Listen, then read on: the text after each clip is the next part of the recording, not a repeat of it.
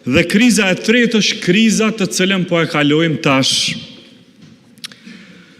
Kjo është bashkimi i subjekteve parlamentare këto opozitare për me e shfrytzu çështjen e presidentit që përmes pamundësimit të kvorumit të çojnë në zgjedhje. E cila është shpresa e tyre është që përmes kësaj, përmes shfrytëzimit të institucionit tjetër, të një institucioni tjetër në këtë rast, që është presidenti, që nuk ka lidhje me qeverinë, me mujt mërzu qeverinë. Kjo